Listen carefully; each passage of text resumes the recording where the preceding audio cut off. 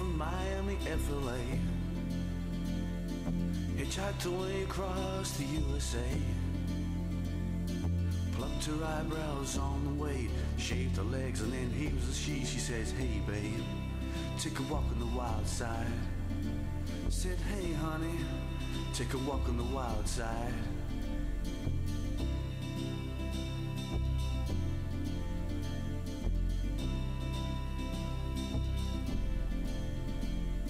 Candy came from out on the island. In the back room she was everybody's darling, but she never lost her head. Even when she was giving head, she says, hey babe, take a walk on the wild side. Hey honey, take a walk on the wild side. And the colored girls go do do do do do do do do do do do do.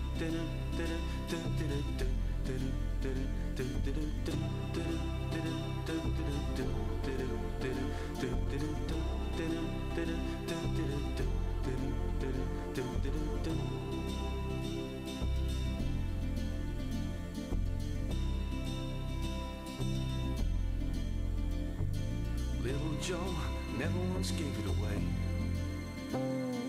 Everybody had to pay and pay. A hustle here and a hustle there. New York City is the place where they said, hey babe, take a walk on the wild side.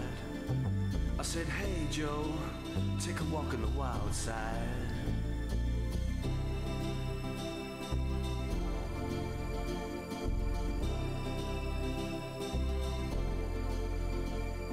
Sugar Plum Fairy came and hit the streets, looking for soul food and a place to eat.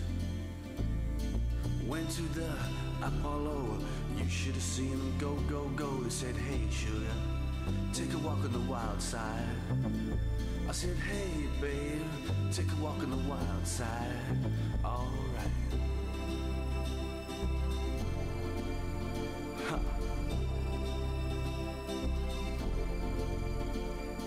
Jackie is just speeding away. Thought you was James Dean for a day. Then I guess she had to crash. Valium would have helped that bad. She said, hey babe, take a walk on the wild side. I said, hey honey, take a walk on the wild side. And the color girls sang, do do do do do do do do do do do do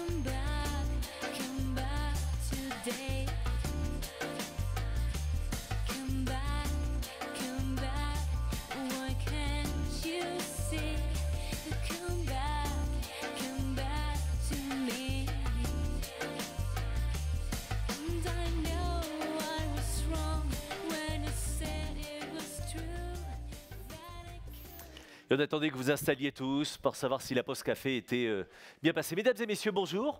Vous pouvez d'ores et déjà applaudir pour mettre l'ambiance. L'équipe de Syntec Ingénierie qui nous accueille aujourd'hui. Applaudissez-les très fort.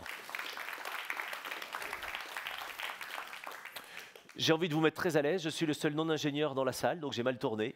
Je m'appelle Nicolas Rossignol, je suis journaliste. Quelle horreur! Et comme n'importe quel journaliste, je ne connais rien. Voilà. Mais comme vous m'intriguez les ingénieurs depuis toujours, je suis quand même venu vous voir aujourd'hui, vous dépecer peut-être un tout petit peu sur scène, avoir des petites infos sur vous, peut-être me donner envie de tourner vers le côté positif de la force, vous voyez. Il n'est jamais trop tard. J'ai besoin pour ça de votre complicité sur deux choses. Un, je vais vous demander de tous mettre vos téléphones sur silencieux, si vous voulez bien, même tous les geeks, même les ingénieurs, pardon. Et voilà. Et la deuxième chose, si on a le temps, on prendra aussi des questions de la salle. Donc, je vous laisserai poser aussi des questions sur ces sujets. On ne laisse pas parler très longtemps un journaliste parce qu'on craint le pire.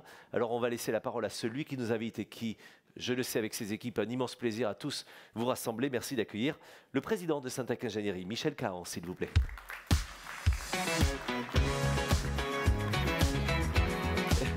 Cher Michel, le micro de Michel va fonctionner dans un instant. Je le disais, c'est vous qui nous rassemblez avec vos équipes. Un mot sur le plaisir? On va se tutoyer, ça sera plus simple. Ah bah très bien, on a le même âge. Michel, un mot sur le plaisir que tu as de rassembler tout le monde et de réunir tous les gens aujourd'hui. Avant de parler de plaisir, je vais te rassurer parce que tu n'es pas le seul non-ingénieur de la salle. Mais on ne va pas les citer. Non, c'est un très grand plaisir de vous avoir ici, d'avoir autant de monde à l'extérieur. Peut-être cette salle va se remplir petit à petit. Non, c'est un très grand plaisir de vous avoir ici. Pour être dans une journée où on prend quand même beaucoup de notre temps pour être ensemble, on est un petit peu en dehors du monde et donc on peut réfléchir à nos missions, à ce qu'on a envie de faire ensemble. Et c'est vraiment ça qu'on voudrait faire ressortir de cette journée. Qu'est-ce qu'on peut faire ensemble pour améliorer tout ce qui se passe à l'extérieur? Et les journaux, les journalistes nous rappellent sans cesse que c'est quand même pas fameux. Oui, c'est vrai. Et on est bien ensemble aussi aujourd'hui. Un mot donc sur les enjeux, les rencontres, les échanges, les partages, les recrutements, les confirmations pour les jeunes qu'ils ont vraiment bien choisi la bonne voie, enfin, les enjeux du jour. D'abord, c'est une réunion qui se veut mixte, c'est-à-dire une réunion entre professionnels, mais qui associe les jeunes, à la fois pour les attirer vers nos métiers, pour les écouter aussi, parce qu'ils ont plein de choses à nous dire. Les séances précédentes nous ont montré qu'effectivement, ils avaient des ambitions. Les jeunes ont des ambitions, vous avez des ambitions, vous avez une vision du monde qui n'est peut-être pas celle que nous avions il y a 20 ans. Donc il faut qu'on sache vous écouter, parce que dans 20 ans, 30 ans, vous serez sur scène peut-être. Mais certainement, piquez-leur la place, hein, elle est à prendre, c'est ce qu'on est en train de se dire. Et on va dire beaucoup de choses aujourd'hui, on va avoir des super rencontres. Moi j'ai visité ce matin, c'est des moments assez incroyables et ça fait toujours plaisir de voir cette énergie-là. Comme on ne va pas tout retenir ce soir, l'idéal ce serait qu'on reparte avec quoi en se quittant en fin de journée? Alors avant de parler de avec quoi on part, peut-être qu'il faudrait qu'on discute de comment on va le faire. Oui. Alors moi j'étais très à l'aise quand j'étais à votre place, je suis président de Syntec Ingénierie depuis le mois de juin. Donc il m'échoit l'honneur de vous accueillir, au nom d'ailleurs de l'ensemble des permanents, de toutes les équipes de Syntec Ingénierie qui ont bossé très dur pour que ça soit une grande fête, un grand succès. Et quand j'étais dans la salle, j'avais ce petit défaut de poser toujours des questions. Voilà. Je voudrais que ce soit pareil aujourd'hui. Aujourd'hui, je ne peux pas poser des questions à votre place, donc sentez-vous à la maison, sentez-vous que vous avez le droit de poser des questions, même s'ils sont impertinentes, et plus elles sont impertinentes, mieux on saura répondre. Donc ça, on l'aura retenu ce soir, et on aura retenu quoi d'autre? On aura retenu qu'on aura sans doute travaillé toute la journée sur des thèmes qui nous sont chers, l'attractivité, le climat, les ressources, tous des sujets qui sont des sujets sociétaux, pour lesquels nous avons un impact terriblement fort, mais on ne le sait peut-être pas assez. Et on ne se le dit peut-être pas nous-mêmes assez, et les autres ne le savent peut-être pas. Donc je voudrais qu'on puisse repartir avec un discours commun sur un certain nombre de sujets, peut-être pas trop, mais quelques sujets qu'on aura abordés aujourd'hui et que vous pourrez partager dans vos entreprises, dans vos écoles, en rentrant chez vous. Et on va commencer ensemble par réenchanter et savoir surtout comment on le fait, comment réenchanter les métiers scientifiques et techniques. On va le faire avec celles et ceux qui ont accepté votre invitation. Merci d'applaudir Alice, Aline et Laurent. Je vous les présente dans un instant. Venez nous rejoindre s'il vous plaît. Et on va s'installer sur scène. Bonjour mesdames, bonjour messieurs. Venez vous installer. Alice, Laurent. Très bien. Le micro à votre disposition, pas très loin. On est entre nous, donc je vais dire juste un petit mot à mes copains de la régie qui sont juste derrière. En fait, les copains, vous ne savez pas, mais comme le rideau est très fin, on vous entend sur scène et on vous entend dans la salle. Donc voilà, j'ai prévenu derrière, mais on fait comme si de rien n'était. Voilà, on est en famille aussi. J'ai plein d'ingénieurs derrière, vous savez, ingénieur vision, ingénieur son, ingénieur logistique certainement. Réalisateur, ça c'est plutôt artiste. Donc voilà, merci à tous les 3 d'avoir accepté l'invitation de Michel, des équipes aussi de Syntec Ingénierie aujourd'hui pour répondre à tout cela. Avant de faire juste le constat, je voudrais juste que vous justifiez votre place ici, savoir si vraiment vous savez ce dont vous parlez, sinon on peut repartir. Alice de Maillard, je vais faire exprès de ne pas vous connaître. Vous êtes vice-présidente de Robotique First France. C'est quoi Robotique First France ? C'est une association, en fait, on s'adresse à des collégiens et des lycéens et on essaye de les réintéresser aux sciences, aux technologies, à la programmatique, à la robotique, à la conception, on va dire, et de l'industrie d'une façon générale. Voilà. Et je vous expliquerai comment je fais ça tout à l'heure. Et ça, c'est du bénévolat et à côté ? Oh là là, à côté, je fais plein d'autres choses, vraiment. Je suis juge au prud'homme, je donne des cours à la fac, je suis membre de gouvernance pour accompagner les dirigeants dans leur stratégie industrielle. Voilà, donc, entre autres. Alice était mal barrée dans la vie, elle est entourée d'ingénieurs, de grands-pères en petite fille, et voilà, donc autant vous dire que c'était... Je respire, je dors, je vis industrie. On est désolé pour vous, évidemment. À vos côtés, Laurent Macdician, professeur agrégé en sciences de l'ingénieur, enseignant en maths sup, enseignant à l'école des ponts et chaussées notamment. Oui, exactement. La carte de visite est complète ou pas? Parce que là, c'est déjà format A3 recto verso. Alors, je peux peut-être préciser que j'étais ingénieur aussi. Je pense que je resterai toujours dans ma tête ingénieur à vie. Et donc, je suis aujourd'hui enseignant pour un peu la même mission d'ailleurs qu'Alice sur donner envie aux élèves de devenir ingénieurs. Très bien. Aline, vous dirigez une école qui est l'ISEP, mais vous êtes aussi présidente d'une association qui s'appelle Femmes Ingénieures. Racontez-moi cet engagement. Alors cet engagement, c'est un engagement de 30 ans en fait. Quand j'ai été jeune diplômée et que j'ai commencé à aller dans les réunions d'alumni, ça m'a tout de suite sauté à la figure que j'appartenais à une minorité et que du coup j'avais du mal à échanger et du coup j'ai cherché à élargir et l'association Femmes Ingénieures, voilà, je l'ai rencontrée sur mon chemin et j'ai apprécié le fait d'abord de pouvoir m'engager pour parler à des plus jeunes et partager le plaisir que nous avons à exercer nos métiers, essayer de convaincre les jeunes filles de s'y intéresser davantage. J'ai apprécié de pouvoir rencontrer d'autres femmes dans d'autres métiers, dans d'autres secteurs. Et effectivement, ingénieur, c'est pas un métier, c'est plein de métiers potentiels et souvent on en change plusieurs fois dans sa vie et dans plusieurs secteurs. Donc c'était la réalisation concrète. Oui. Et ainsi de suite, voilà. Et très récemment, après une longue carrière dans l'industrie, j'ai sauté dans le chaudron des écoles d'ingénieurs avec un petit côté, voilà, je vais le faire moi-même. Enfin, génial. Je vais essayer de contribuer moi-même. Et vous allez nous dire comment vous contribuez. Michel, c'est pas parce que vous êtes président de Syntec Ingénierie que vous êtes là. Racontez-moi, qu'est-ce que vous faites, vous, dans la vraie vie? J'avais un vrai métier.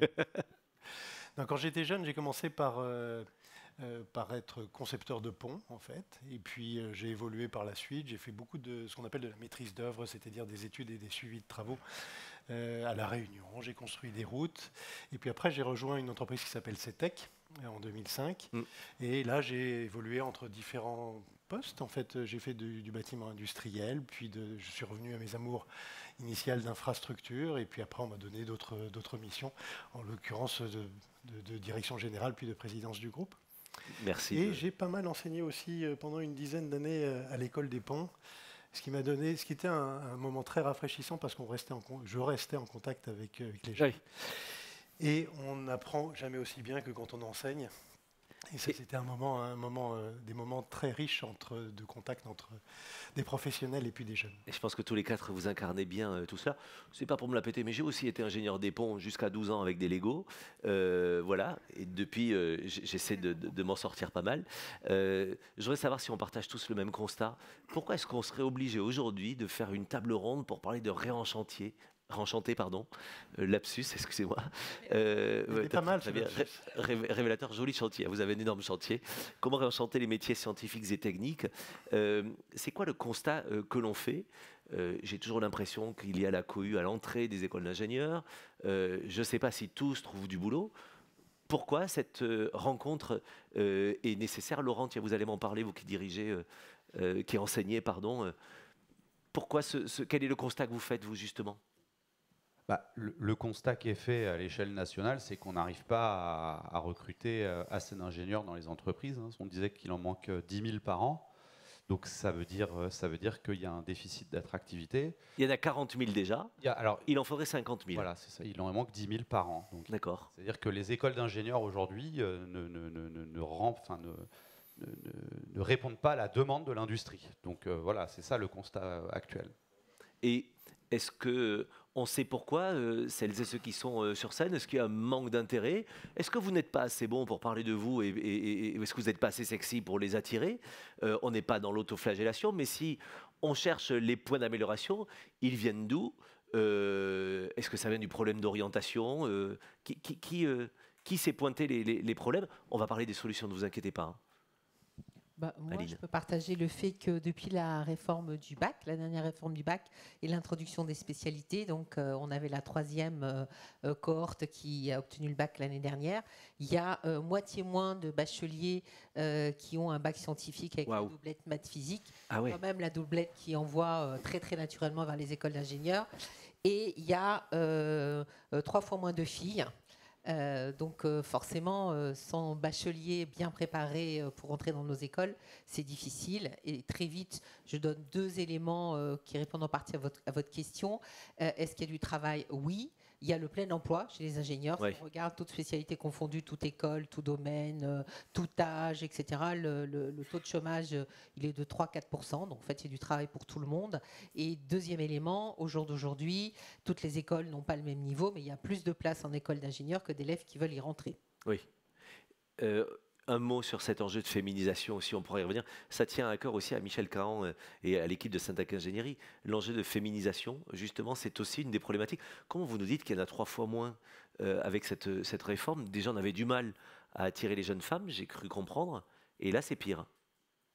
Oui, en fait, il y a plusieurs problématiques au niveau des filles. Pour être rapide, la première, c'est que souvent, ce sont des bonnes élèves. Statistiquement, les filles sont quand même plutôt un peu au-dessus, plus scolaires que les garçons. Donc, elles réussissent bien ou moyennement partout. Donc, elles ont le choix. Et on leur demande de finaliser un choix maintenant très jeune, puisqu'en classe de seconde, il y a déjà un choix de spécialité pour l'année d'après. C'est l'âge où finalement, elles sont très éclectiques et elles ont du mal à choisir et potentiellement, elles peuvent faire des choix d'orientation pas très bien éclairés. Oui. Elles n'ont pas assez maturé et quand elles vont se rendre compte, cheminant dans leur carrière, qu'après tout, ça pourrait être une formation intéressante pour elles, c'est un petit peu trop tard. Alors qu'avant la réforme du bac, on avait 2 ans de plus, plus ou moins, mais 2 ans de plus jusqu'à la classe de terminale pour que ce choix s'opère, puisque tout le monde allait dans la filière S. Ça avait d'autres inconvénients, je le reconnais, mais au moins, ça permettait de laisser les champs ouverts. Donc, plusieurs raisons. Un, faire des choix alors qu'on ne comprend pas. Et puis là, on n'aurait pas le temps aujourd'hui, mais on évolue dans une société extrêmement stéréotypée et on vit encore avec le stéréotype que les métiers d'ingénieur, ou même parfois le métier d'ingénieur, pourtant ça n'existe pas, mais c'est ce qu'on entend. Bien sûr. C'est pas pour les filles. Michel Cahan, Syntac Ingénierie est très impliqué. Il y a une charte de la mixité, notamment. Alice pourra nous parler aussi de son implication, Laurent certainement, mais un mot sur cet enjeu-là et pourquoi Syntac Ingénierie se mobilise.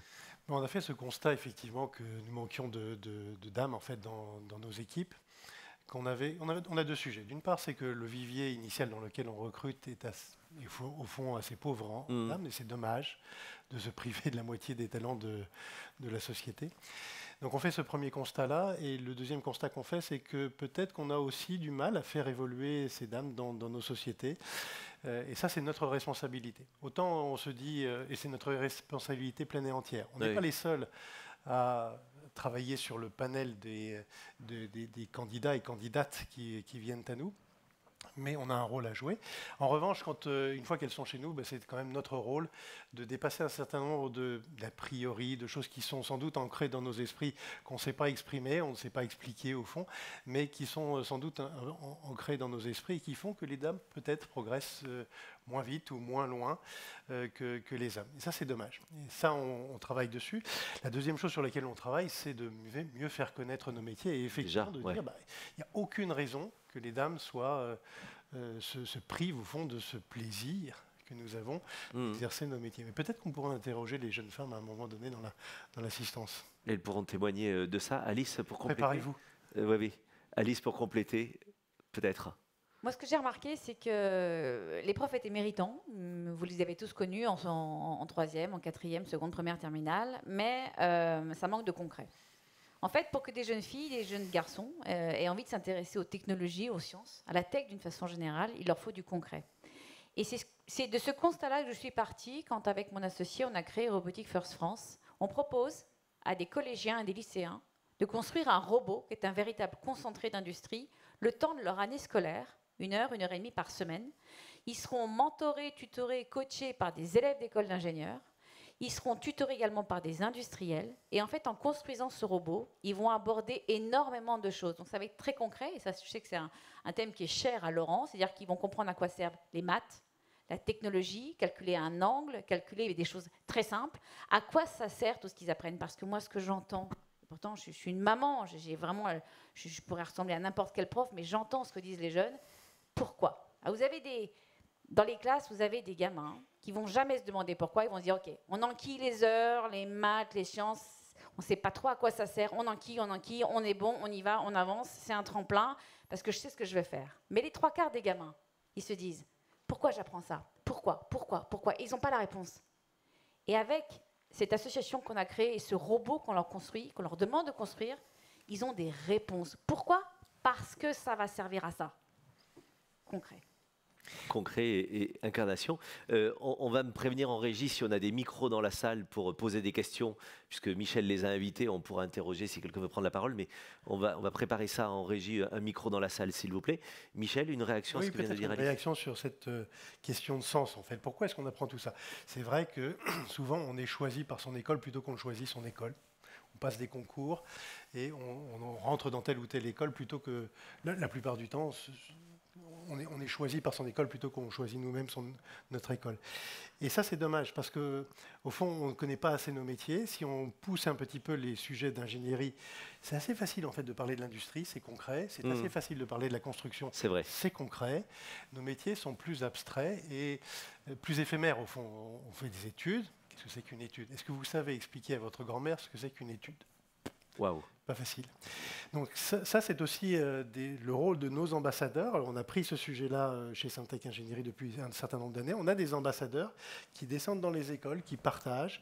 On a écrit un petit bouquin qui s'appelle Alice, qui est plutôt destiné aux jeunes femmes, alors très jeunes, pour leur dire voilà ce que c'est que le monde de l'ingénierie et voilà à quoi il donne accès. Ça illustre un petit peu par une bande dessinée pour des jeunes femmes qui découvriraient nos métiers. Et c'est très utile. Mais on n'en fait jamais assez. Laurent, oui, bien sûr. Et la salle, si vous voulez témoigner. J'ai oublié ce que je voulais dire. Merci pour ça. C'est le problème des profs, quand ils sont dans leur tunnel.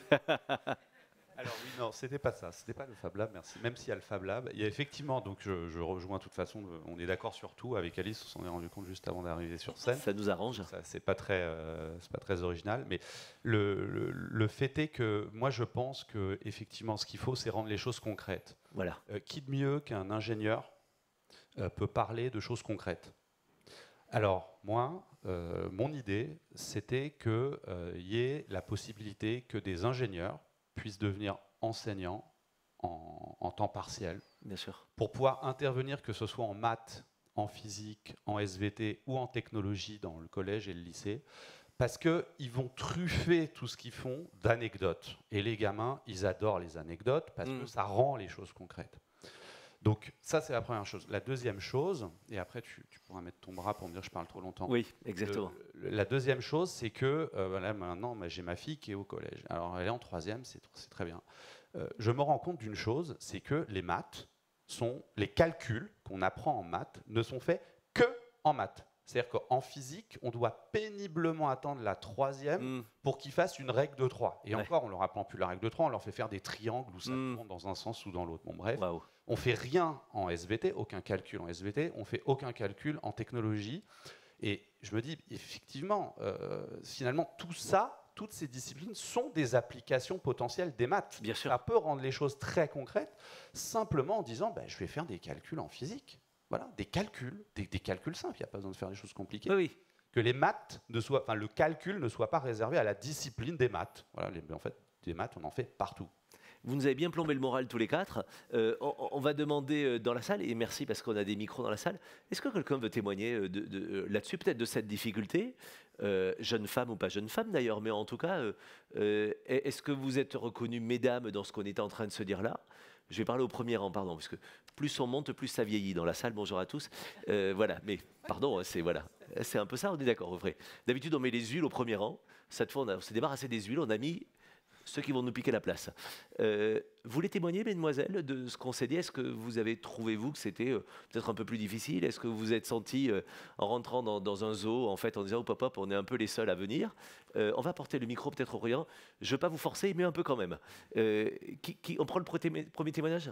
Mademoiselle, hop, hop, hop, juste à côté de vous, elle était en train de lever la main. Et comme ça, les copines le feront après. Bonjour. Bonjour. Vous souhaitez vous présenter? Vous êtes de l'école ISTP. C'est ça. Très bien. Le micro sur le menton. Est-ce qu'avec enthousiasme, vous nous dites pourquoi vous êtes venu là, ou alors est-ce que c'est par erreur? Non, en fait, on est venu pour assister au Mitingé, parce que notre licence, elle est assez générale et on souhaite découvrir un peu ce qu'ils font dans les entreprises d'ingénierie. Pourquoi vous avez choisi une école d'ingénieur, vous? L'ingénierie, c'est vraiment ce qui me plaît. C'est quoi l'ingénierie? L'ingénierie? Qu'est-ce que c'est? C'est plus c'est concevoir, par exemple, des choses sur plusieurs domaines. Ouais. Et du coup, voilà. Très bien. Du coup, Le mot concevoir est quand même très important. Bah on oui. peut oublier de le mettre dans... Non, mais c'est vrai, en plus, c'est bien. Vous voulez passer la patate chaude à vos voisins pour savoir ce qu'ils font en fait dans l'ingénierie? Mademoiselle. Oui. Voilà. Alors moi également, je voulais dire que j'étais très d'accord par le fait qu'on n'était pas si accompagnés que ça durant nos années de collège et de lycée. Enfin, ils nous demandaient directement de faire des choix dès la seconde. Donc c'était un peu compliqué pour nous puisqu'on ne pouvait pas directement s'orienter. Enfin, moi, je sais que par exemple, j'hésitais entre médecine et ingénierie, deux domaines très différents. Et finalement, c'était vraiment mon option maths experte qui m'a poussée vers l'ingénierie, puisque là, je pouvais voir que c'était, on va dire, des maths. Enfin, on faisait des maths qui ressemblaient plus à du concret que les maths qu'on faisait en spécialité mathématiques. Ah, il y a eu des maths concrets. Hein. Ouais, si je peux répondre, c'est intéressant ce que vous venez de dire parce que vous dites deux domaines très différents. Qui sait dans la salle qu'il y a beaucoup plus d'ingénieurs dans l'industrie pharmaceutique que de pharmaciens? Bien sûr. Pour faire tourner une usine, il suffit d'un pharmacien responsable. Souvent, il y en a un peu plus, mais un seul, ça suffit, ou une seule. Et on peut travailler dans les équipements biomédicaux, dans le domaine biomédical. Moi, j'ai travaillé 15 ans chez un fabricant d'équipements biomédicaux.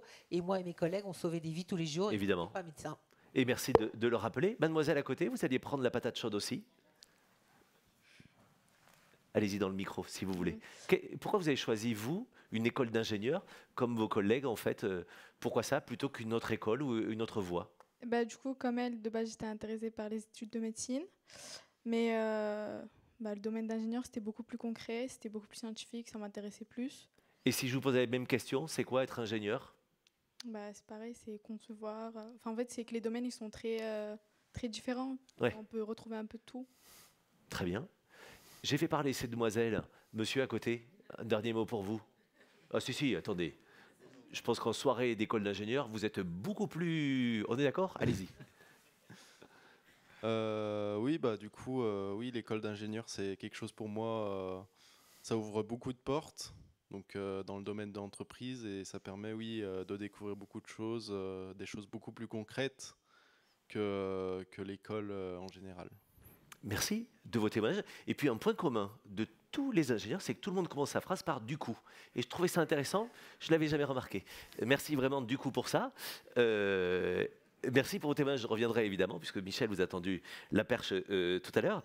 Comment est-ce qu'on peut, collectivement, vous, mais même nous, les béotiens, les candidats d'à côté, les journalistes, etc., comment est-ce qu'on peut essayer de réenchanter, derrière le mot réenchanter, comment le raconter différemment, comment faire un récit différent, comment devenir un peu plus sexy pour que les gens vous choisissent vous, plutôt que la pâtisserie parce qu'il y a le meilleur pâtissier à la télé, ou la cuisine parce qu'il y a Cyril Lignac à la télé.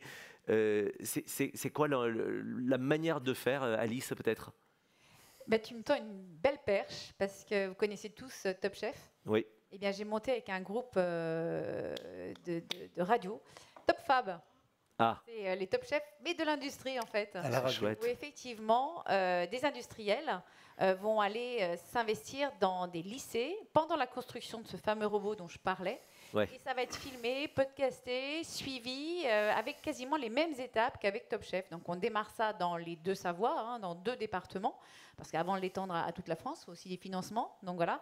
Et on est vraiment parti dans cette idée qu'il fallait parler de l'industrie, parler de la technique, comme quelque chose d'extrêmement attractif et de gourmand, quasiment comme un gâteau. Donc voilà ce qu'on a lancé il y a exactement 3 mois de ça. Chouette. D'autres initiatives que vous voyez, Aline? Moi, quand j'ai un groupe de jeunes devant moi, je leur demande de me citer quelques enjeux que notre humanité a à régler, quelques enjeux qui sont très importants. Oui. Alors, je vous les laisse deviner, c'est presque toujours les mêmes. Des problématiques de développement durable, comment on va trouver de nouvelles énergies, nouveaux moyens de transport, la problématique des réseaux sociaux, comment on contrôle, comment les logiciels contrôlent. Voilà, et on ne va pas y passer trop de temps, mais quand on les reprend un par un, en fait, ils sont tous techniques et technologiques. Tout ce que je viens de vous citer sont des enjeux techniques et technologiques. Donc, en fait, ma conclusion, c'est de dire, pour sauver le monde, où c'est peut-être pas aller élever des chefs dans le Larzac qu'il faut faire, mais pour sauver le monde, en fait, il faut faire de la technique. Tous les enjeux, toutes les problématiques qui sont face à nous, ou presque toutes, sont des problématiques techniques. Donc, on a vraiment besoin des jeunes pour les régler de la bonne façon. Évidemment. Même si le Larzac reste une magnifique région, j'en viens. L'Aveyron étant le centre du monde, le reste, c'est pas grave. Laurent, je vous ai vu réagir. Oui, je pense qu'il y a aussi quelque chose qui a changé les dernières décennies, c'est que les enjeux qui sont face à nous paraissent extrêmement complexes à résoudre. Et peut-être désarmants pour les jeunes générations. Et en fait, finalement, quand on est jeune, un peu comme tout le monde, on ne va pas forcément aller vers les métiers qui sont les plus difficiles d'accès. Parce que finalement, pour devenir... je vais aller répondre aux problèmes climatiques ou sociétaux, etc. Je vais devenir ingénieur. Mais pour devenir ingénieur, c'est-à-dire qu'il faut être bon en maths, il faut être bon en physique, il faut être bon peut-être en sciences et vie de la Terre si on va dans ces métiers-là. Et en fait, c'est cumulatif, si vous voulez, la science. Pour arriver à ces niveaux-là, il faut être bon dans toutes ces disciplines. Bien sûr. Et aujourd'hui, je pense que c'est compliqué, quand on a un peu décroché tôt sur les sciences, de dire je vais devenir ingénieur alors que je ne suis pas spécialement bon en maths. Voyez, et je pense qu'il y a une autocensure qui peut se produire très tôt. Est-ce que c'est grave, docteur, si j'ai envie d'être ingénieur mais que finalement je ne suis pas très bon en maths? Non, il y a une culture scientifique à avoir, c'est évident, je pense, dans tous nos métiers, ne serait-ce que parce que la démonstration de ce qu'on fait est scientifique. Mais en même temps, je pense qu'on doit élargir nos horizons. On fait le constat qu'effectivement, il y a 40 000 ingénieurs qui sont formés par an, que nos métiers évoluent beaucoup. On parle beaucoup d'environnement quand je vais dans des forums, même dans des très grandes écoles, les gens viennent me parler d'environnement qu'ils n'ont pas forcément appris dans leur école, mais ils ont envie d'apporter leur science, leur savoir sur ces sujets-là. Et élargir nos horizons, on va en parler tout à l'heure, c'est aussi aller chercher des gens qui nous ressemblent pas tout à fait, non plus tout à fait les mêmes que dans les dernières générations, aller du côté de l'université, pas uniquement dans les écoles, prendre des étudiants étrangers de plus en plus parce qu'ils nous apportent une fraîcheur, des visions différentes que nous n'avons pas forcément. Donc élargir les horizons, c'est une bonne chose, et apporter une réponse en quête de sens. Oui, on peut sauver la planète, ça prend du temps. Ça prend du temps d'apprendre, c'est évident. Nos métiers, ils s'apprennent peut-être en une dizaine d'années facilement. Oui. Il y a du travail. Mais on ne vous donnera pas, c'est là je m'adresse aux jeunes, on ne vous donnera pas des sujets insurmontables dès le départ. On vous fera travailler sur des sujets qui vous sont abordables. Et puis petit à petit, on vous amènera à questionner les fondamentaux. Parce que questionner les fondamentaux, on parlait de technologie, mais je ne voudrais pas opposer technologie et sobriété. Bien sûr. Qui sont les deux mamelles du développement durable. Sobriété, ça peut être simplement questionner le programme de son maître d'ouvrage qui a envie de construire quelque chose de formidable, mais peut-être lui dire, écoute, tu peux faire exactement la même chose, rendre le même service en ne construisant que la moitié, le tiers ou pas du tout. Et ça prend... c'est pas tout de suite qu'on donne ce genre de clé J'ai vu Aline réagir. Oui, parce que je voulais essayer de baisser un peu la barre parce que je sais que ce sont des filières qui peuvent faire très peur. Donc, deux choses que je voulais dire. On parle beaucoup d'ingénieurs et moi, la présidente de Femmes Ingénieurs, j'ai coutume d'en parler beaucoup, mais on a aussi terriblement besoin dans notre pays de techniciens supérieurs, de cadres intermédiaires bien formés et on n'est pas non plus obligé d'aller jusqu'à Bac+5. On peut faire Bac+3, on peut préparer à bachelor. Il y en a à l'ISEP d'ailleurs et on trouve du travail aussi. Ça, c'était le premier point. Et le deuxième point, je voulais un petit peu démystifier. Oui, bien sûr, pour faire les écoles d'ingénieurs les plus prestigieuses, si on veut rentrer à Polytechnique, à Centrale, aux mines, et je m'excuse par avance aux quelques écoles du groupe A que je n'ai pas citées, il faut particulièrement être très bon dans les matières scientifiques. Mais on peut aussi devenir ingénieur dans une école à prépa intégrée. Nous, on en a par exemple à l'ISEP. Et réussir tout autant. Et on prend même des bacheliers qui n'ont qu'une spécialité scientifique. Bien sûr. Ce qui veut dire que l'industrie est tellement désespérée de recruter qu'on fait de gros efforts pour s'adapter aux bacheliers que l'on a. Et on a quand même 5 ans. Donc même quelqu'un qui n'arrive pas avec un super niveau, on a 5 ans pour le rattraper et on y arrive. Pourquoi vous avez checké tous les deux? Parce que finalement, on fait bien ce qu'on aime bien. Mais oui. Donc si, le plus tôt possible, on montre à quelqu'un, mais regarde à quoi ça sert d'additionner 2 chiffres, regarde à quoi ça sert de calculer un angle, bien sûr. Regarde à quoi ça sert de régler telle problématique, on va dire, en équation, mais regarde à quoi ça s'applique. Et après, faire le même jeu que toi, Nicolas, quand tu es à table et tu dis ça vient de l'industrie, ça vient de l'industrie, ça aussi, quels sont les métiers derrière. Je fais un petit jeu, je racontais, mais intéressant. Je fais un petit jeu avec mes neveux et nièces de 8 à 17 génial, ans. Ça. Tout ce qu'il y a sur une table pendant un déjeuner de famille, en fait, je leur demande quels sont tous les métiers derrière. Et derrière cette bouteille d'eau, je peux vous tenir 3/4 d'heure. Ou derrière ce micro. Derrière le micro, etc. Et bien, quand on rend ça sexy, je fais 1 heure sur l'ensemble. Exactement. Quand on rend ça intéressant, finalement, à un enfant. Moi, je parle d'enfants parce que je m'occupe surtout de collégiens et de lycéens. On lui donne envie de s'intéresser à des choses sous un angle différent. Et c'est comme ça, en fait, qu'on va les chercher. C'est comme ça, en fait, qu'on les intéresse. Dans les solutions que vous abordez là, Michel, on ne va pas s'autoflageller, mais est-ce que ce n'est pas un peu de votre faute à avoir tellement voulu, dans les dîners en ville, les uns et les autres, vous dire, moi, je suis issu du groupe A et d'une école du groupe A. On cherche tellement les uns et les autres dans les dîners en ville, en fait, à se dire, je sors de la bonne école, qu'en fait, est-ce qu'on n'a pas un peu, si ce n'est méprisé, en tout cas oublié, tous les autres qui ne viennent pas des mêmes écoles, mais qui finalement sont tous talentueux, qui vont faire la même carrière, sauf que sur le CV, c'est moins ronflant, sauf que dans les dîners en ville, c'est moins ronflant, mais à l'arrivée, il nous en manque 10 000. Alors, est-ce que quelque part, on ne doit pas se dire, allez hop, on met la sourdine sur nos réflexes de vieux notables, et en fait, on va réenchanter aussi les autres formations qu'on n'a peut-être pas mises assez en avant. Vous pouvez m'en coller une, je fais exprès de vous provoquer, vous imaginez bien, mais est-ce que derrière, il n'y a pas aussi ça ? Je crois que j'ai jamais cité mon diplôme dans un dîner en ville. J'ai eu la chance aussi de faire des études à l'étranger, où on voit des gens, on a beau venir de bonnes écoles en France, quand on va à l'étranger, on se rend compte qu'on est un parmi des centaines et des milliers. Et il y a des gens de talent qui viennent d'un peu partout. Ce dont on manque sans doute un petit peu en France et qu'on ne cultive pas assez, ce sont les passerelles. Parce qu'on ne se découvre pas ces talents toujours tout de suite. C'est vrai. Et donc, commencer par une filière en se disant je commence par ça parce que ça m'est accessible, j'ai envie de travailler là-dedans et je vais pouvoir me faire plaisir au fond assez vite dans cette filière-là, sachant que aucune des filières n'est fermée derrière et que je pourrais continuer à apprendre. Même sur le tard. On apprend toute sa vie. Oui. On apprend, comme je disais toujours, en plus, jamais aussi bien qu'en enseignant. Oui. Donc en redonnant aux autres ce qu'on a appris au préalable. Non, on apprend tout le temps, donc on manque sans doute un petit peu de passerelle et d'ouverture vers de nouveaux horizons. Mais je trouve que ça progresse quand même pas mal depuis de pas. Oui, encore une fois, il n'y a pas d'autoflagellation, ça progresse, mais on parle beaucoup de l'enseignement ici, de la transmission.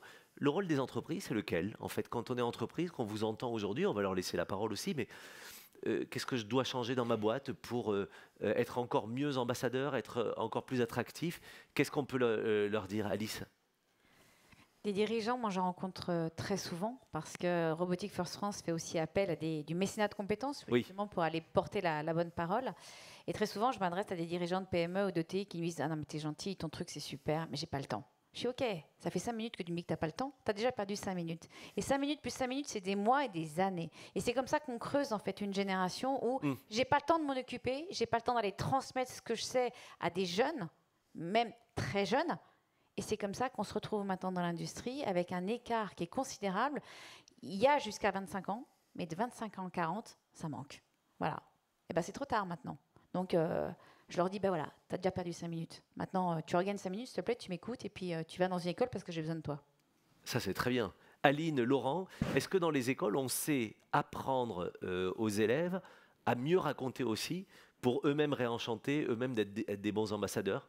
Monsieur le professeur. C'est clair que quand on fait des plénières avec des étudiants, les meilleurs ambassadeurs, c'est les étudiants eux-mêmes. Parce qu'ils sont hyper contents d'être là. Alors à la fois pour ce qu'on leur enseigne, mais à la fois pour toute la vie étudiante qui va autour. Bien sûr. Et en général, c'est eux les meilleurs ambassadeurs. Mais je rebondis sur ce que disait Alice, c'est que moi je crois beaucoup au fait qu'il faudrait créer un statut d'enseignant-ingénieur, ingénieur-enseignant, où les ingénieurs pourraient venir dans les collèges et les lycées, mais de façon permanente. Alors, je trouve ça super, les mécénats où des ingénieurs viennent parler une fois de temps en temps dans l'année. Mais si on a un prof qui vous parle toute l'année de ce qu'il fait dans sa boîte, bah, je suis quasiment sûr que ça convainc tout le monde d'aller vers les métiers techniques. Et dans les métiers techniques, il n'y a pas que les ingénieurs, d'ailleurs. Aline ? Quelques suggestions. D'abord, travailler les salaires à l'embauche. Au jour d'aujourd'hui, là encore, tout secteur, tout métier confondu, il y a un petit différentiel en défaveur des filles.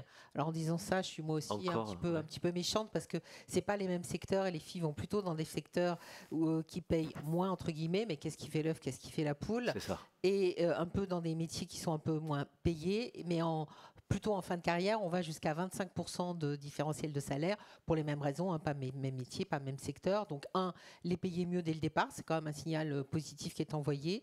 2, leur donner des perspectives de carrière. Et une des choses que je dis très souvent aux entreprises, je sais que vous êtes désespérés de recruter des ingénieurs et que quand vous avez des ingénieurs, vous n'avez qu'une seule envie, c'est qu'elles restent dans la technique parce qu'il vous en manque. Et je dis au passage, c'est très important de faire passer ce message. Elles font pas ça simplement parce que pour être vertueuses, mais elles font ça parce qu'on sait que quand une équipe est diverse, elle a plus d'idées, elle est plus performante, et on sait que les entreprises qui comptent plus de femmes sont plus performantes. Bien sûr. Ça se voit dans les résultats.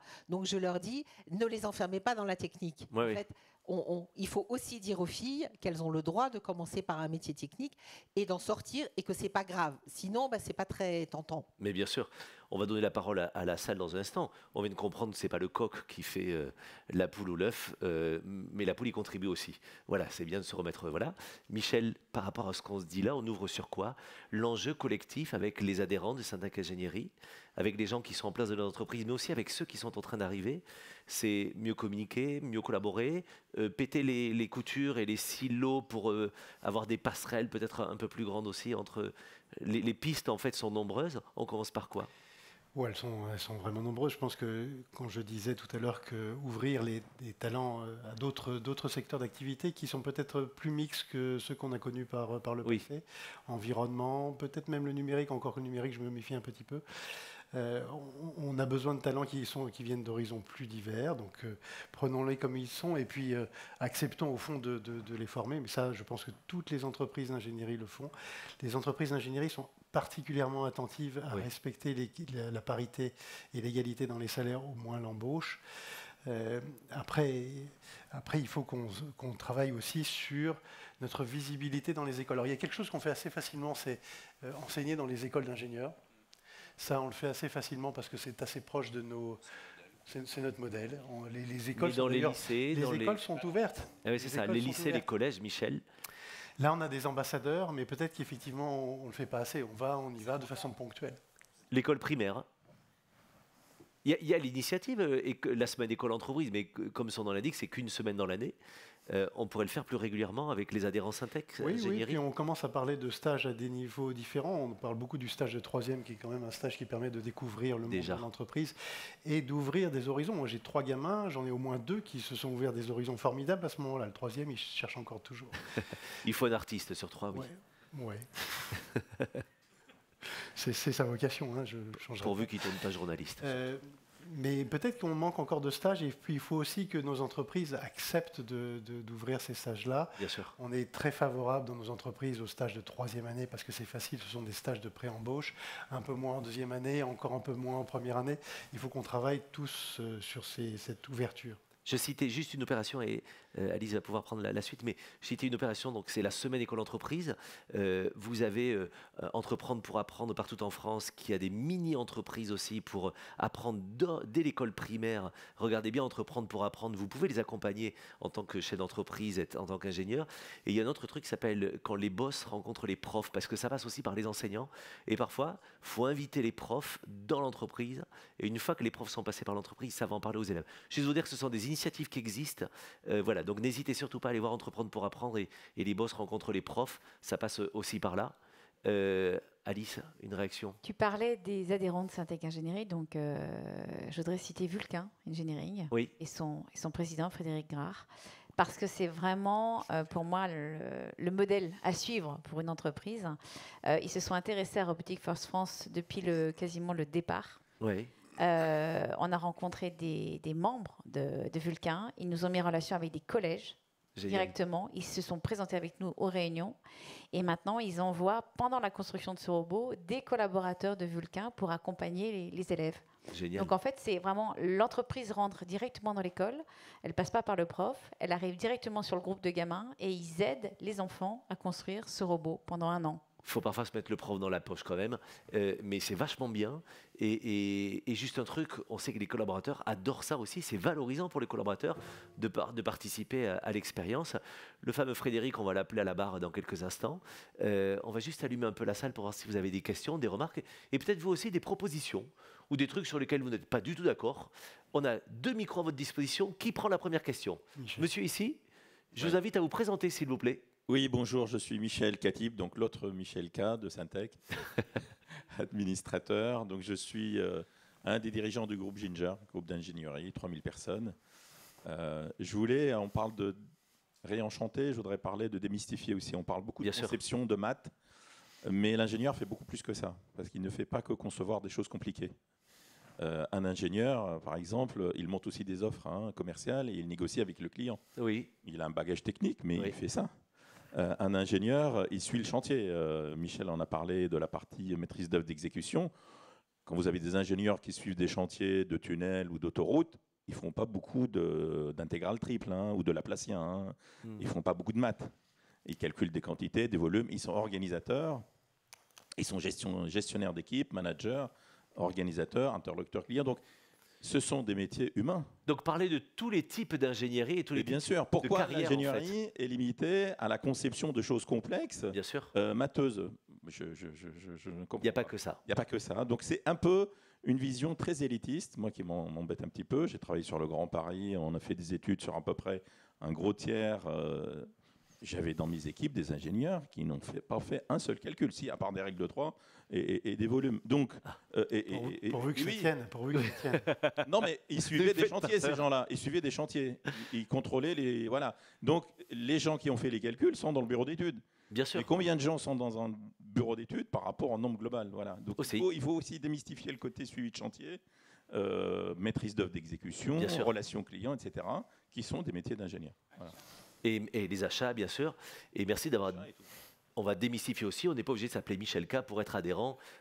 On se l'est dit, voilà, Michel Cardou peut-être est dans la salle. Peut-être quelqu'un d'autre, elle est naze, celle-là, je ne l'assume pas du tout. Est-ce qu'il y a une autre remarque, une question, je ne suis pas d'accord, ou même des propositions? Ça nous intéresse de savoir ce que vous faites, des initiatives. Monsieur ici et madame. On va faire passer le micro au deuxième rang.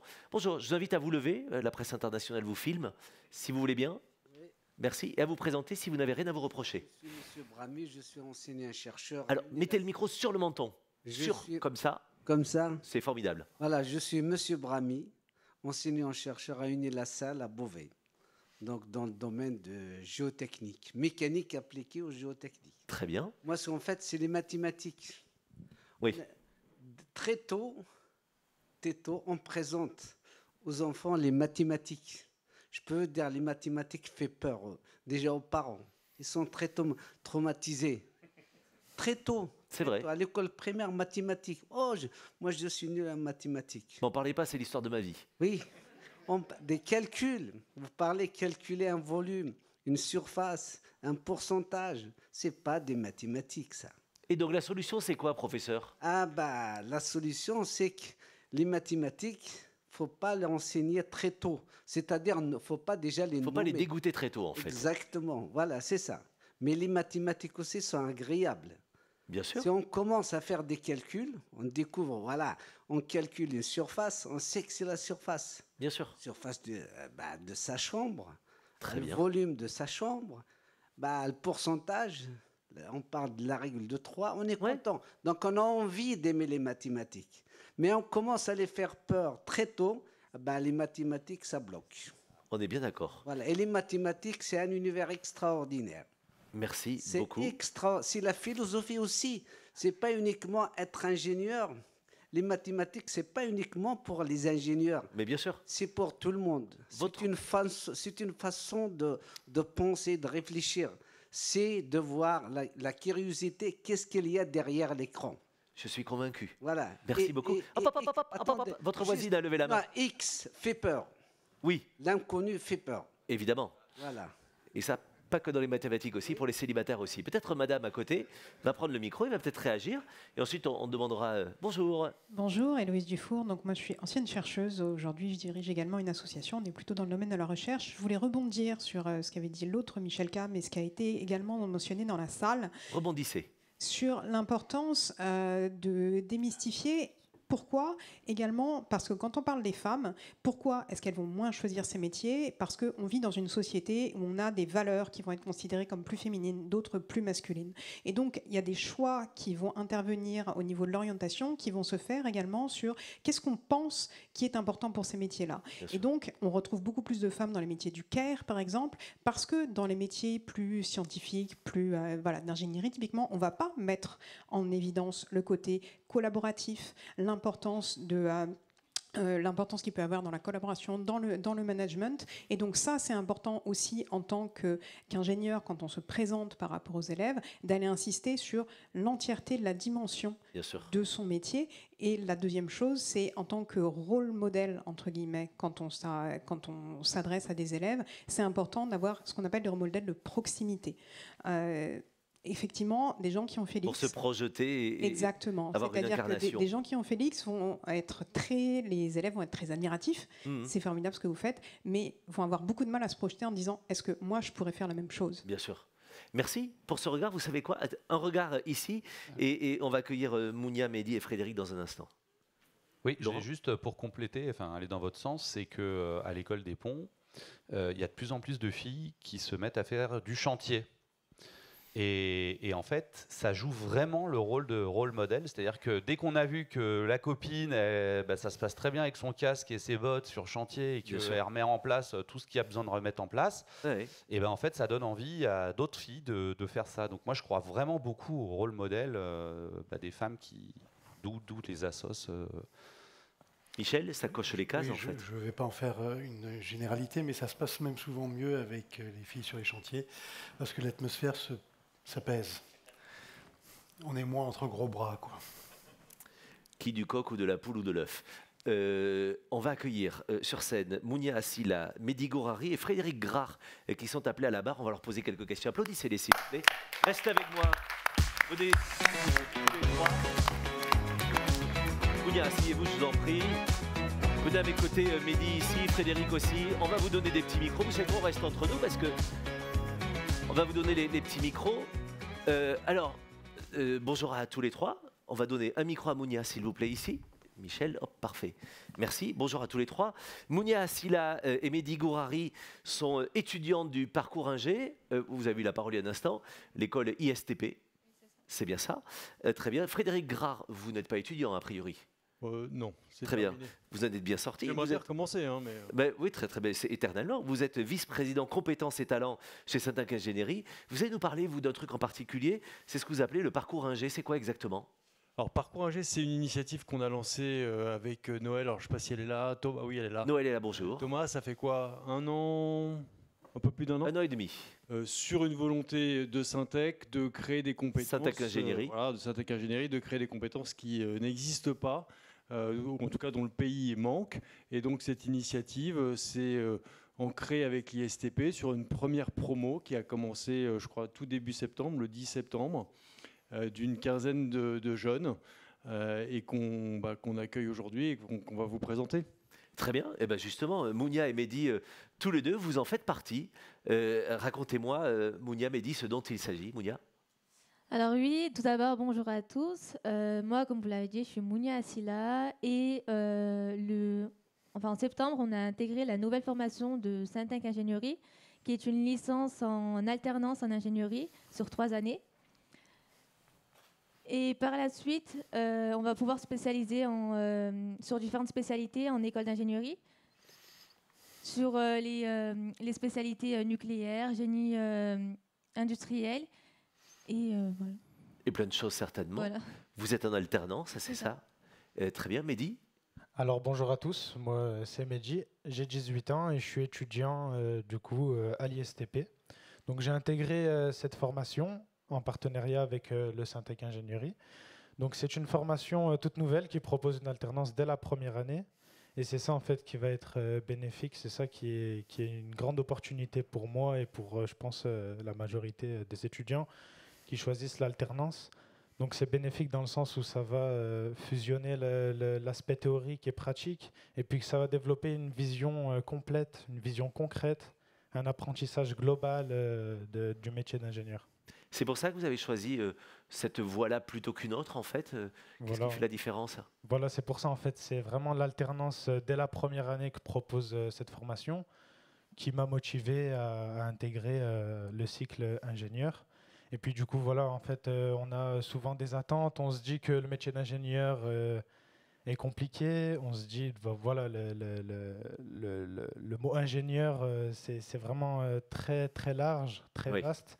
Et puis du coup, on ne sait pas tout de suite dans quel domaine se diriger exactement, dans quel domaine se spécialiser. Donc cette formation est très générale, très globale, et ça permet de nous laisser le temps et d'apprendre davantage. Mounia, c'est ce qui facilite finalement son orientation et son choix d'orientation, de se dire qu'on va aller sur quelque chose d'un peu plus général pour suivre un parcours qui va nous tenir la main et nous laisser des choix intéressants. C'est quoi Oui, enfin moi j'aurais dit qu'également ce qui m'a conduit à intégrer cette formation, c'était l'aspect de l'alternance qui m'a énormément plu, comme l'a dit Mehdi, le fait de pouvoir dès la première année intégrer et découvrir les métiers de l'ingénieur et de découvrir également les réalités du monde professionnel pour nous. Et je pense que c'était tout ce qui m'intéressait dans cette formation. Frédéric, c'est carton plein dans le témoignage? Oui, on est super heureux d'avoir réussi à créer cette première promo. Je crois pour aller dans leur sens, ce qui nous tenait à cœur, c'est d'aller chercher des jeunes bacheliers. Bien sûr. Et de créer ce pont entre des tout jeunes diplômés du baccalauréat et la formation professionnelle, le monde de l'entreprise. Et donc leur tendre la main en les rendant autonomes et responsables, parce que c'est ça dont il s'agit en bout de parcours. Et quand je les entends, j'ai l'impression qu'on commence bien en fait. Oui. Et c'est encourageant. En plus, ils ont le sourire, ils n'ont pas l'air de souffrir, vous non plus. Je vais demander un mot de conclusion à chacun. Je terminerai par Michel sur ce qu'on doit retenir de tout cela. Mais si vous aviez, vous, un cri du cœur, Mehdi, Mounia, à lancer à des collégiens ou à des lycéens qui pourraient un jour vous entendre, vous leur diriez quoi? Venez, c'est chouette. Qu'est-ce que vous diriez? Alors, d'abord, de ne pas prendre peur par le côté scientifique du métier d'ingénieur. Bien sûr. D'essayer de s'intéresser aussi, comme vous disiez tous, aux différents métiers. Il y a beaucoup de métiers qui sont bien scientifiques, mais il y a aussi beaucoup de métiers qui restent humains. Donc, les deux ne s'opposent pas, hein, s'il vous plaît, ne mettez pas le bazar ici. Bonjour les inhumains. Donc du coup, de s'intéresser dès le collège, dès le lycée, comme vous disiez tout à l'heure, qu'ils ont enlevé les mathématiques en fait dès la seconde, etc., qu'on demande de spécialiser. Donc je pense que c'est une mauvaise chose. Donc de garder les mathématiques, etc., et puis les matières scientifiques dès le départ, c'est beaucoup mieux. Le syndicat des mathématiciens vient de se réjouir à côté. Mounia, le mot de la fin, le cri du cœur, ce serait lequel? Alors moi, j'aurais dit également que pour les futurs lycéens et collégiens qui voudront, qui ne savent pas forcément où s'orienter, de ne pas avoir peur des matières scientifiques. Et qu'également, le métier d'ingénieur, ce n'est pas simplement un métier scientifique, mais c'est également un métier très humain. Moi, je sais qu'en alternance en entreprise, j'ai pu découvrir que le métier de l'ingénieur, on n'est pas simplement sur notre bureau, non, on a des interactions interaction avec des personnes. On a beaucoup également de déplacements et je pense que c'est un métier très riche et très varié. Et des personnes qui ont un cœur, on l'a découvert. Merci. Aline, qu'est-ce que vous diriez comme mot de la fin? Je reprendrai ce que j'ai dit tout à l'heure. Je dirais aux jeunes que est-ce que vraiment ils ne veulent pas prendre part à la résolution de toutes les problématiques qui sont devant l'humanité? Aux filles, je leur dirais spécifiquement, est-ce que vraiment on a envie de laisser les hommes seuls résoudre ces problématiques? Et pour zoomer sur ce qu'on fait à l'ISEP, l'école que je dirige, qui est une école du numérique, oui. Est-ce qu'on peut reprocher aux hommes de regarder le monde avec des yeux d'homme? Ben non. Donc à nous de prendre notre part et de contribuer. Et je leur dirais encore 2-3 choses. La première, c'est l'assurance de trouver du travail, l'assurance de pouvoir d'avoir un équilibre vie pro, vie perso. Bien sûr. Qui existe, d'être bien payé. En début de carrière, un ou une ingénieure, ça gagne 2 fois le SMIC. À l'ISEP, il démarre à plus de 40 000 €. Donc, je ne comprends pas finalement pourquoi on n'y arrive pas. En tout cas, vous avez tout fait pour qu'on y arrive. Et donc, merci beaucoup pour ça. Alice? On ne va pas attendre que le ministère de l'Éducation nationale bouge. Donc moi, je pense que si on veut faire bouger les choses, il faut l'initiative privée. Moi, je m'adresse aux dirigeants qui sont dans cette salle. Et je leur dis, c'est de votre responsabilité sociétale d'aller nous accompagner pour aller identifier et orienter vos salariés de demain. Oui, demain, mais même après-demain. 5 ans, 6 ans, dans 7 ans, dans 8 ans, ça sera vos compétences.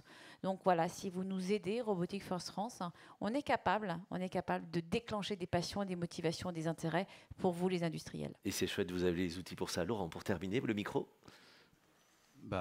Faites ingénieur, c'est un super métier. Je l'ai pratiqué 12 ans. Et faites enseignant aussi. C'est un super métier aussi. Je le fais depuis quelques années aussi. Très bien. Vous le faites bien. Frédéric, le mot de la fin, et Michel. Ça fonctionne, ne touche à rien. Nous, on a un super ingénieur du son, vous savez aussi. Hein. Donc moi, je fais un vœu, c'est que notre promo de 15 cette année soit 50 l'année prochaine. Et donc, bien sûr. Voilà, le coup est parti pour la promo septembre 2024. Et merci d'avoir parlé et d'en parler, vous, dans vos entreprises, vos entourages. Michel Caron. Du coup, c'est comme ça qu'on commence. Un vrai ingénieur commence par du coup. Du coup, j'ai 3 conclusions, enfin 3 mots de conclusion. C'est du concret, du concret et du concret. On a entendu ce mot-là sans arrêt, en fait, dans les enseignements qu'on peut fournir. Soyons concrets, soyons peut-être un peu moins abstraits. Alors, je disais tout à l'heure que j'avais eu la chance, au fait, de faire une partie de mes études aux États-Unis, en fait. Et c'est vrai que leur approche est très très différente de la nôtre. Chez nous, on apprend des choses très très théoriques. Et puis à un moment donné, on rentre dans l'école et il se passe, on bascule sur tout à fait autre chose. On apprend la vie, on apprend que on peut se faire plaisir aussi autrement, en faisant des maths et de la physique. Chez eux, ils ont une approche beaucoup plus progressive. En Allemagne aussi, je pense que c'est vrai. Et peut-être qu'on est en train d'enclencher avec tout ce qu'on met en œuvre, ce que vous mettez en œuvre avec Robotics France, ce qu'on met en œuvre avec Parcours Ingé, d'autres parcours. Ne laissons pas tomber ce qui marche, mais enclenchons des filières nouvelles qui peuvent donner la chance à beaucoup de rejoindre nos métiers qui sont des métiers passionnants. On va d'abord remercier Syntac Ingénierie de s'y atteler au quotidien et de le faire avec les magnifiques équipes permanentes, mais aussi tous les élus, les adhérents. 2, le concret, c'est dans ce qui se passe dans Mitinger, donc prenez le temps d'aller rencontrer. Aussi, le concret, il se fait à la rencontre d'eux. Le concret sera sur scène, puisque cet après-midi, à partir de 16h30, venez voir la cérémonie de remise des prix. Vous allez voir concrètement ce que font des ingénieurs, c'est juste incroyable. Tout ce que l'on va rencontrer cet après-midi, il y a le Grand Prix national de l'ingénierie avec de magnifiques rencontres, le prix ingénierie du futur aussi. Et puis pour terminer sur le concret, moi c'est ce que je vous disais en préparant et en vous rencontrant, on a tous envie de changer le monde, on a tous envie d'y contribuer.